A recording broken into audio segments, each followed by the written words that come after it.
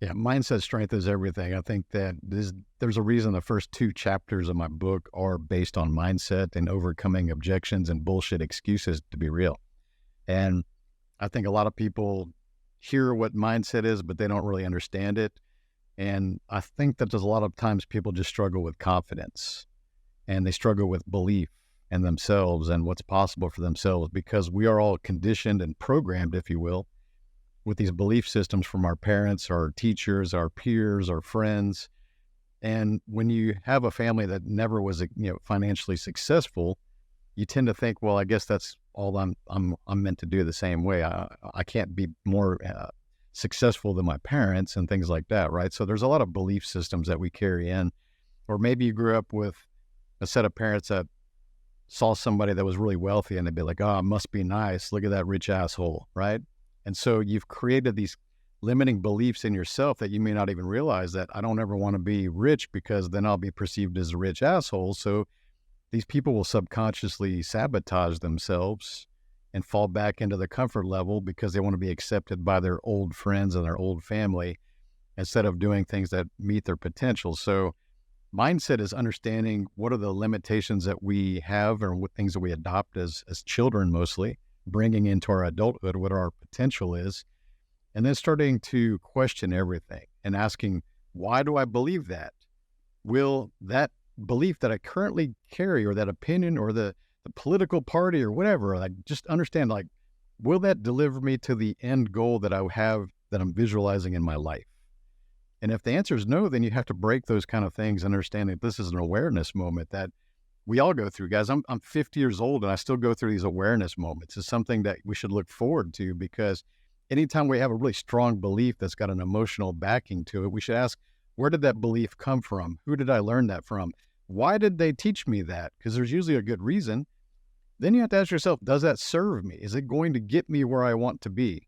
And if the answer is no to that final question, then you really need to do some internal work to realize, like, I need to start changing or evolving that belief that will help me get to the level that I want to achieve.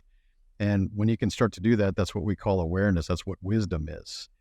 I think a lot of times people, especially nowadays in this hot, heated political climate that we see out there, especially on mainstream media, is that most people build identities around old opinions and old belief systems that they carried into their adulthood because they don't want to offend their mother or their aunt or their best friend who sees them as one way, even though their opinions have changed. And, we read books like Self-Reliance by Ralph Waldo Emerson. We realize that true thought leaders are willing to change their opinions based on new data, new evidence, new experience, new revelations, new research. So opinions, no matter how bold you were yesterday about them, could change today given new information. But most people would not openly admit that they've changed their opinion. They would rather hold on to their old identity, and that's what keeps most people stuck. So I mentioned politics a few times. I'm not highly political, but let's use conservatives or liberals right now, two hot topics in the media.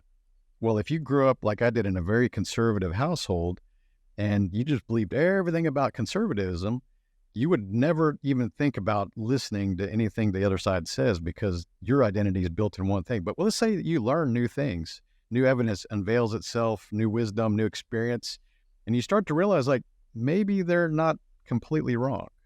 You would never open your mind and say publicly, well, I kind of agree with them on these points because your identity is so baked into who you used to be that you're unwilling to do that publicly. Well, that's what thought leaders will different.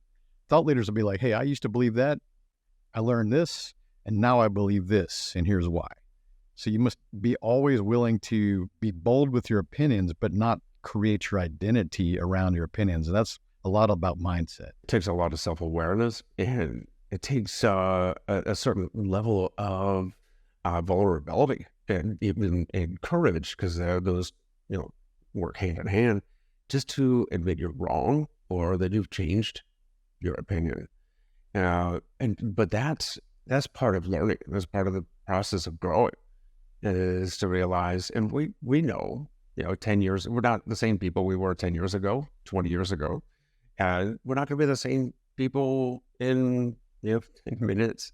So Yeah, it is, but it is really hard because we have those mindsets. We have this framework in our paradigm of the world, and it gets really ingrained. You're absolutely right.